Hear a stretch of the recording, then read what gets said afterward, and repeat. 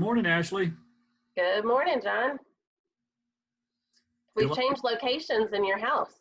because it's raining hard outside. I saw a man building an ark, so I come in. Yeah, this is a portion of my office. Very nice. Willing to show The part that you keep clean? the part that I keep clean. Exactly. How are you today? Doing all right. It's a little bit harder to survive quarantine when we can't get outside. So the weather's been tough on our kids this week. Well, we promised the people we would jump into the Gospels this week and sort of begin a roadmap of how they came together and how they came to be. You ready? Let's do it. All right. We stopped last week, I think, by talking about like how the different types of writing of ancient times and how the ways that we interpret scripture, it's really important to consider how those were written. And the difference in how we write things today when we're talking about history, and I think we talked about, writing encyclopedias and articles and documenting things. There's a big difference in how we do that in modern times versus how they recorded things in ancient times. And I do have a slide today, if I can pull it up, about ancient biographies and how they were different from today. Well, you're getting really fancy. Yeah, let's see if I can do that. We'll try it. Okay. Now, this is not the slide I want you to see, but I got to get up here and wiggle around a little bit and get the one up I want. There it is. You see it? All right. We can see it. All right. This might be, I'm sure this is news to most of the people listening to us. Wouldn't you imagine? So what's the big picture? There's lots of details here. What's the big picture? Well, we're not going to look at all of them, but just look at number one. No pretense of detached objectivity. If you were to read a biography today of Johnny Cash or the Rolling Stones or Winston Churchill or LBJ, the historian's credibility is in their objectivity. If they turn out to be either a slasher, someone who just hates the person, then it becomes the unauthorized biography of somebody. Or if they turn out to be just the biggest fan in the world, then nobody gives it any credibility. That's the way we write the modern biography. So someone today is trying to be more neutral. Right. Like if you're trying to document something or write a history now, we're trying to be that objective, kind of like stand back from it and not put our opinions in there. Exactly. But that's not the case with the ancients. They made no pretense of objectivity. They were just big fans. And these four gospel writers, Matthew, Mark, and Luke, who we call the synoptic gospels, and John, were all big fans of Jesus. So there's and they're trying to interpret and document based on meaning and significance. I think that people might be surprised by number 3 there, or the third bullet point. If I move my cursor over there, do y'all see that? Yep. Little attention to historical data, names, dates, and places. I think one of the easiest places that you see this in the Gospels is Luke 4 and Matthew 4. Both of them tell the story of the temptation of Jesus in the wilderness, but both of them tell it differently. They get the actual listing of the temptations in 2 different orders. That would drive an editor crazy in modern biographies. But I think it goes back to it. The date and the order were not significant to them. It was the meaning of it and the event that happened. And so it is okay to transpose those. And, even I think going through the Gospels and the stories in the order that stories are told, when we compare those, that really didn't matter to them. As long as it was all there, it didn't matter how it actually happened. That's right. It was just more important to get the whole message out there. And that might be surprising for people to hear what you just said, but that is the way ancient biographies were written. They were written about meaning, not about necessarily. Well, and if you go on down the anecdotal style of narration, they're gonna switch that into what they want you to learn from it. Versus if you or I were narrating a history right now, we would be trying to get it exactly right. And we would want it to be almost kind of that eyewitness narration, and Well, detailed. I'm older than you, so I won't speak for you, but a lot of people my age have been raised on the Ken Burns form of history telling. And he tells a biography about the Civil War, about baseball, just as you described. He just wants to be accurate and pinpoint, I mean, every detail. And you're going to drive yourself crazy if you read the Bible that way. Sure. There's another one, I think, that you were looking at, that strong interest in the subject of death. Right. This one right here. Mm-hmm. You know, the death of LBJ or the death of Johnny Cash or the death of Winston Churchill will take up the last half a dozen pages of any biography. Their death is a modern death. You know, it's cords and plugging and being unplugged and being in the hospital. But these ancient biographies, the death of someone was heroic, especially in the case of Jesus. The way that people died mattered. Did they die consistent to their philosophy of life? And with Jesus, absolutely, we can say that. So they have a lot of emphasis on the death of their character. I forget which gospel it is, but one of the gospels, it might be Mark's. Even though Mark is the shortest, only 16 chapters long, I think a whole third of the book is about the last week of Jesus's life. Yeah, so it's really about that, the significance of the event. You know, that's where they put a lot of the weight is, you know, the death is the shortest part of our life, obviously, but it can be the most significant. And so their writings are going to show, you know, an attention to and weight on the significant parts. And, you know, that's probably why we have less about Jesus' childhood, too. You know, they didn't see that wasn't as much of a significant event theologically. Well, that's a great point, because if we were writing a biography today, goodness, we're missing a lot of it for Jesus. Right. I mean, a lot of people's childhood is half the book. You know, how did they get formed? What was their adolescence like? We don't know anything about Jesus like that. So one of the things we are going to talk about today is some of the differences in the Gospels, and I think a lot of that is in how they were written. And you mentioned just a minute ago that Mark is the shortest of the Gospels. And how these Gospels were written, I think, shapes how we use them and how we understand them. And Mark being the shortest is why we believe that Mark was the first one that was written. What else about Mark helps us understand him coming first? Here's a little interesting tidbit that you may not know. When the Gospel of Matthew came out, Augustine, do you remember much about your Augustine history? I try not to go back that far in history. All right, 4th, 5th century. Augustine believed that Matthew was written first and Mark was written second. And for many years, this was the belief. So what you had to believe, if you believed that, was that there was a long version of a story of the life of Christ, and Mark came along later and condensed it. And you might not know this periodical, but Reader's Digest? Yep. Sort of the Reader's Digest version, okay? Well, the more people looked at that, the more they thought that's just the wrong theory, because here's what's included in Matthew that's not included in Mark, all right? Matthew has a story of the birth of Jesus. Mark doesn't have that. Do you really believe that Mark would have cut out the birth story if he knew it? Matthew has the Beatitudes. Mark doesn't have the Beatitudes. Do you really think Mark would have cut out the Beatitudes? Matthew has the Lord's Prayer. Mark doesn't have the Lord's Prayer. So it took a while, but eventually we began to realize that probably Mark came first. And what happened is Matthew came on later and expanded the story of Mark. Well, and that goes along with these being oral traditions. You know, if Mark's going to be the first one to write something down, that the scribes and those who are continuing to tell that story, the story is going to get bigger, and they're going to understand that there's more pieces that they want to include from the person who wrote that first one.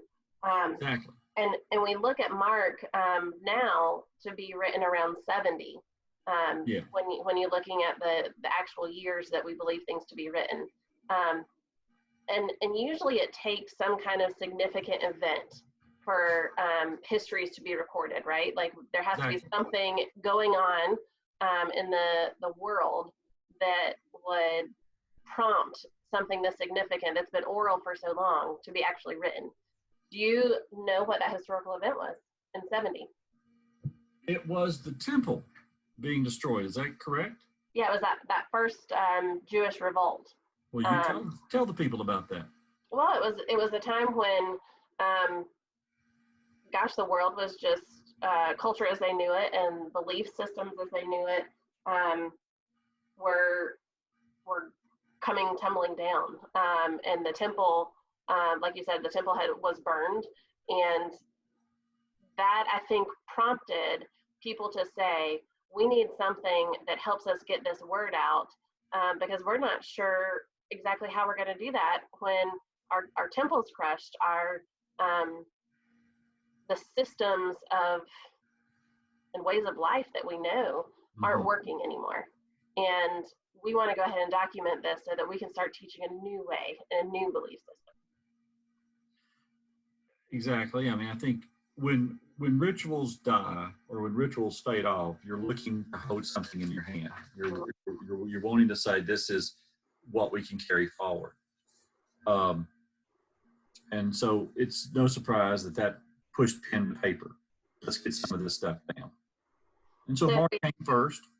If we say Mark was written in 70, it was actually about 20 years before they believe that Matthew and Luke came around.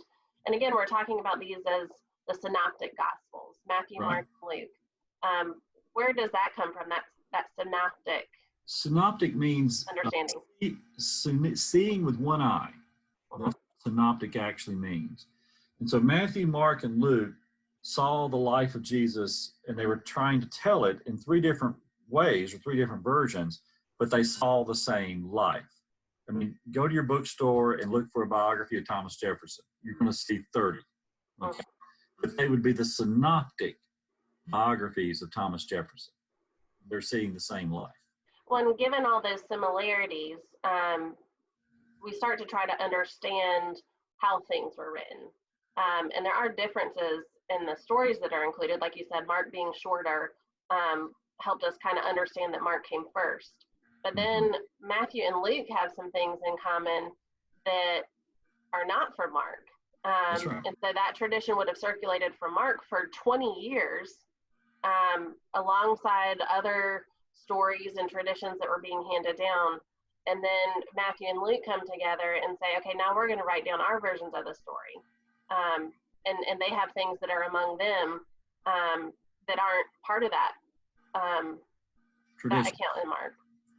I've got a slide that speaks to that. All right. I'll pull it up, and then I'm going to really let you sort of take control for a second. Okay. Let's see what you got. All right. Oh, this is taking you back to divinity school, isn't it?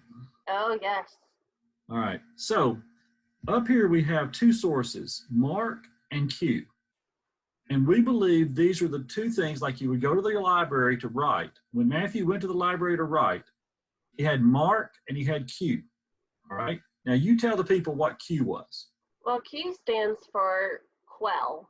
And it really is just something that gives a title to an anonymous source. Kind of like X in algebra. Right. It's just kind of a placeholder. It really just means source, but it's come to be known as Q source. And because Matthew and Luke have things in common, different stories and different accounts of the life and ministry and teachings of Jesus, we believe that they shared this other Q source. Now there's different theologies, I guess, about whether Q was actually written or whether it was just an oral source. There's no document, I don't think, right? Is that right? Yes, and yeah, I think you and I have a differing, I don't know that we have a differing opinion, but we're kind of schooled in two different ways. You were schooled in that it was an oral tradition. I was schooled that it was actually a written tradition that has been lost, that we no longer could find Q. Q could be a lost gospel, so to speak. Well, I think that speaks to even in theological training and the research into this, we can't be certain of some of these things too, right? Yeah. So the general consensus is that, yes, we know Q exists as a source, but maybe we don't know whether it was oral or written. Mm-hmm. But that there's enough between Matthew and Luke that we understand that they had both of these sources of data and stories and collections that went into their writing. But there's still pieces of them that are unique. Right. I mean, I'd ask the people to pause right now and just, if you want to get your Bible out, get your Bible out. But understand that open Mark up. Mark begins with the preaching of Jesus. Preaching of John the Baptist. Okay? He doesn't have an infant story. He doesn't have any sort of birth story. That story, though, is included in Matthew and Luke, right? Both Matthew and Luke have that story. And so that comes from Q. Q is probably who had the birth story of Jesus. Some of those other pieces, though, like, so I'm looking at the slide here, Matthew has that green section. Yeah. Matthew is the only one who has the wise men. That's right. Magi in there. And Matthew is the only one who has parables about judgment. That's true. And so the folks should see the green line being unique to Matthew and the teal line being unique to Luke. So then we go back to Luke and say, okay, well, what did Luke have that's specific only to Luke? What parables can you think of? Oh, I can't. I don't think I can think of a parable that's Prodigal son. Prodigal son. And the Good Samaritan. And Good Samaritan. How about is the story of Lazarus? The dying Lazarus, not the raising of Lazarus from the dead, but the one where there's this great gulf. I think that's Luke 19. I think that's maybe original to Luke. I think that may be original to Luke. That piece of it, that specific piece of it. Mm-hmm. The other one that is only in Luke is that he's the only one who has shepherds, I believe. That's right. So I am cheating, John. I am using some of my notes from seminary. Well, that's all right. But you can see then, if you can imagine, Matthew and Luke were not working in concert. They were working independently of each other. And so Matthew, I just imagine him in his library, and he's got a copy of Mark, he's got a copy of Q, or whatever resource Q is. And then Matthew was he was a disciple. He followed Jesus. So he's got some unique stories that he's heard that he has in his pile over here. And then he begins to try to tell this story in some sort of orderly fashion, and he has to kind of bleed them all three together. And Luke, his stories here in the teal has always been a curiosity to me because he was not a disciple. Well, I think it's important to remember, even with Mark, when we say, Mark's gospel, it really, actually, all of them are anonymous writers. Yeah, that's true. We attribute them back, and they've been associated back to some of those disciples. But if you're thinking about these being written in 70 and then later in 90, the generational lifespan there to be a true eyewitness of Jesus' death, which happened in what year? 30. 30, yeah, okay. When Jesus' death happened in 30, they likely were long dead at this point by the time these gospels were actually written down. And so we attribute them back to disciples, but really it's the scribes who were writing these accounts. That's another difference in ancient biographies. Yeah. You didn't have to write in your own name. You could write in the name of your professor or in the name of your scholar or teacher or whomever. Well, and even further than that, the person who was authoring the story was orally telling it, and a scribe was writing it. Mm-hmm. And so if a scribe said, oh, I don't think he meant to say his, I think that he meant to say hers, the scribe could change that in the penning of it. Yeah. And so the oral account that was being taught by the teacher is different than perhaps what is on the page that the scribe wrote down. So there's so much room as we talk about interpreting these later, there's so much room for these stories to be changed than anything, specific to detail or historically like data accurate. Mm-hmm. That's true. So, hey, this is a fun question.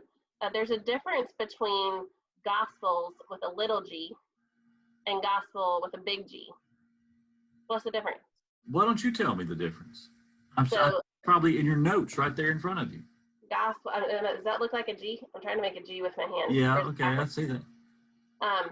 So the gospels with a big G, just like when we talk about church with a little c and church with a big C, is an actual writing. So when you're talking about a gospel, you're talking about Matthew, Mark, Luke, and John, something specific. Right. You're referring to something that exists. Just like when you talk about a big C church, you're talking about a church that actually exists. Mm-hmm. When you're using the little g gospel, you're really just talking about good news. That euangelion, that good news message. And so you can speak of the gospel of good news of Jesus Christ and be telling a message that's an oral message. You could even write something down that is good news gospel. But if you're talking about the big G, you're talking about one of these writers like what's on our screen right now. What you're telling me is I could never be a big G gospel person, but I could be a little g gospel person. You could. Yeah, we all can. That's right. So, well, we haven't talked about John at all. Can you take the screen share off so they can see our pictures sure. Full screen? There we go. Ooh, scary. They might like to see us a little bit more. So what do we know about John? Well, this is not little g Gospel of John Roy. Yeah, that's right. This is big G. The real Gospel of John. St. John. Yeah. Well, John chose a very different approach than Matthew, Mark, or Luke. Matthew, Mark, and Luke are more or less an effort to sort of tell a chronological tale. John makes no pretenses to do that. He has, if I remember right, he has 7 signs, maybe 10 signs, I forget. But these signs are part of his storytelling framework. And he wants to tell these signs and reveal Jesus as, if you remember anything about Jesus is such and such, it comes from John. Jesus is the bread of life, John. Jesus is the good shepherd, John. He had those little handles that he always hooked onto Jesus. Yeah, it was much more about theology and interpretation. John really didn't try to report what Jesus said, the stories that Jesus told, the Beatitudes, the parables, those kinds of things. John was, he was the lover. He was the one who wanted you to hear and be influenced and inspired by what you heard. I like to call him the long preacher. I think that Matthew, Mark, and Luke were the short preachers. They were trying to tell a story and get a point out. But I think if you let John preach, you've been there all day. Not this John, but that John. He'd be there all day.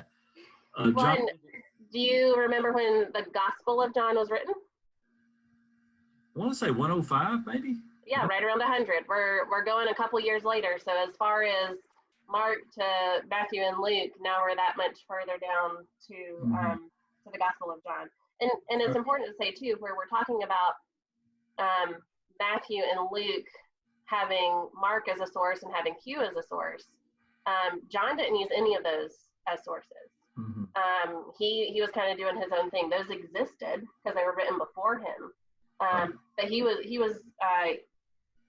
just writing out of his own interest and out of his own understanding of meaning and what was significant. And bear in mind, again, John doesn't have a birth story. He's just like Mark in that he doesn't have a birth story. Matthew and Luke have the birth story, but John, like Matthew, Mark, and Luke, has a resurrection and a crucifixion story, told differently, of course, but he contains that because he has to get to the point that Jesus says, I am the resurrection and the life. He has all these I am statements that he has to sort of get to. Yes, I think we were going to try to wait and kind of go through some of the things that the Gospels all have the same another time. but I do have some little captions, like one-liners about each gospel that was very helpful to me from my first seminary class. Well, why don't you do that and we'll end on that. Okay, so Mark's, his like little tagline was that he was focused on the mystery of Jesus' identity. So a lot of what he's looking at is kind of that suspense, like the unknown, trying to figure it out, but that it was something other. There was a lot of mystery tied up in who Jesus was, and that nobody can really fully understand him. Let me add my little 2 cents worth inside. That's the Agatha Christie of gospel writers. There you go. All right, so Matthew really was trying to set Jesus as authority. So he was trying to establish him. He gave him that big long lineage because that gave him some sense of authority, and set him as the one who had like this big weight and significance, and therefore became the founding of the church. So he was kind of more that rock. Luke was really focused on marginalized people, and that Jesus was the one who reached out to those who were on the outskirts, those who were on the fringes. A lot of focus on fellowship and healing and restoration coming from Luke. And Luke has a lot of women in his gospel. Yes. Women. Yes. Kind of inclusive nature there. John then was all about love. I mean, really, that everything that John wrote was to talk about Jesus as a messenger and love embodied in human form, and that out of that the disciples are sent to love, and that's who the church is and who we are as people of faith is messengers of love. So that's a short little. Well done. That'll give everybody a little something to hang on to. I can't claim credit for those. Matthew, Mark, Luke, and John. Yeah. And you've already set us up for next week, which we're going to talk about similarities, not differences. Right. And the other thing we're going to start doing in June, I think we should give a little taste of that, is that we're going to do a Stump the Pastors. You said dump the pastors? Stump. Stump. Stump the pastors. Okay. Yeah, I mean, they may want to get rid of us, but I think they're stuck with us. So they send us to either ashley@pelhamroad.org or john@pelhamroad.org a question they have. Yeah, and this is not a question about like what you should have for dinner. This is a question that's faith-based or church-based or theology-based, scripture-based, something that you'd like to hear us respond to. And you can send it to either of us. I'm not afraid to just read the question and say, I'm stumped. Sometimes the best answer is, I don't know. That's right. All right. Well, thanks for hanging in there. We hope that today was a little bit of learning and insight into kind of how the Gospels all came together. All right. Enjoy the time with you and with everybody else. See you next week. All right. Have a good one.